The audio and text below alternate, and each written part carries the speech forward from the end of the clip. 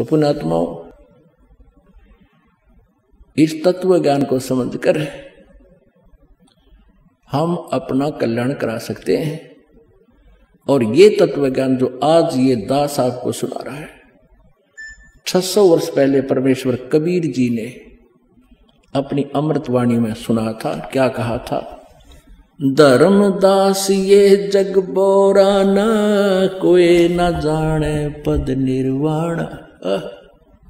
ऋग्वेद मंडल number 9 सूक्त number 86 मंत्र 26 और 27 में, ऋग्वेद मंडल नंबर 9 सूक्त नंबर 82 में और मंत्र नंबर 1, 2, 3 में, ऋग्वेद मंडल नंबर 9 और सूक्त नंबर 96 के 16 से 21 तक 20 तक मंत्र में, और ऋग्वेद मंडल नंबर 9 सूक्त नंबर 20 के मंत्र नंबर 1 में, और भी अनेकों स्थानों पर ऋग्वेद मंडल नंबर 9 सूक्त नंबर 1 मंत्र नंबर 8 और 9 में।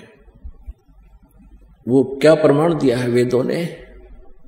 परमेश्वर की लीला बताई है कि वो परमात्मा पूर्ण ब्रह्म वो कैसी लीलाएं करता है।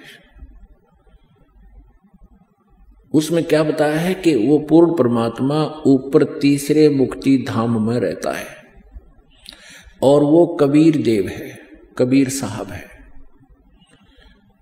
वो यहां आकर के अपने ज्ञान को, अपनी एक अच्छी आत्मा को, श्रेष्ठ आत्मा को, वरिष्ठ आत्मा को, अच्छी आत्मा को आकर मिलता है और इस तत्व ज्ञान से परिचित कराता है।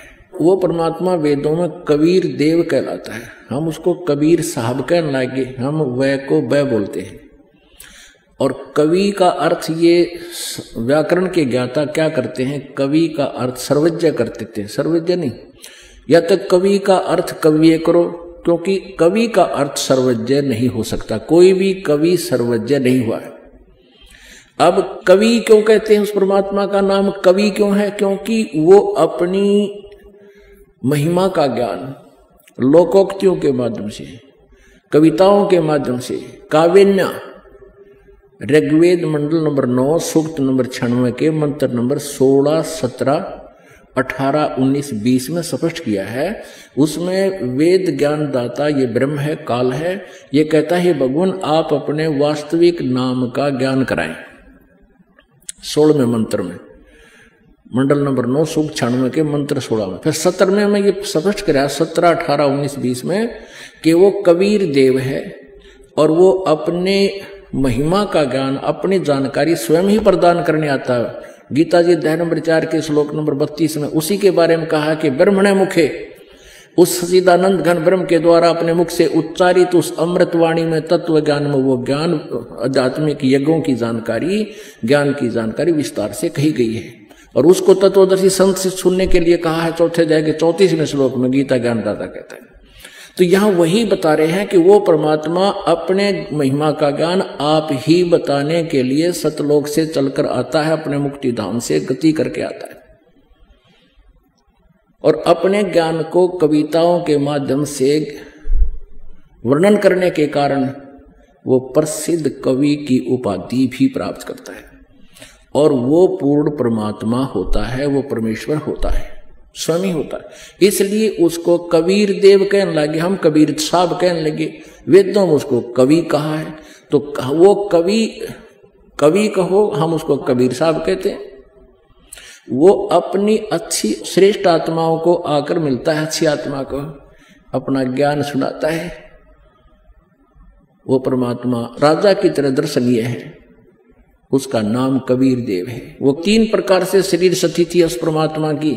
एक रूप में वो तेजो में शरीर में अपने सतलोक यानी अमर धाम में रहता है, और अपना ही अन्य रूप बना करके कभी शिशु रूप धारण करके आता, वो द्वितीय स्थिति है। और कभी वो एक जिंदा महात्मा के रूप में आकर प्रकट हो जाता है, किसी भी अच्छी आत्मा को मिलकर उसको ज्ञान देता है। जैसे आदरणीय धर्मदास साहिब जी को मिले, आदरणीय गरीबदास साहिब जी को मिले, आदरणीय नानक साहिब जी को मिले, आदरणीय गीसादास साहिब जी खेखड़ा वाले को मिले, आदरणीय दादू साहिब जी को मिले, आदरणीय मुरुखदास साहिब जी को मिले, आदरणीय नामदेव साहिब जी को मिले। और आदरणीय रामानंद साहिब जी को मिले। यानी सबको परमात्मा उन श्रेष्ठ आत्माओं को, अच्छी आत्माओं को और आदरणीय हजरत मोहम्मद जी को मिले थे। लेकिन हजरत मोहम्मद जी ने परमात्मा के ज्ञान पर विश्वास नहीं किया था। अन्य सभी महापुरुषों ने उस परमात्मा के ज्ञान को स्वीकारा था।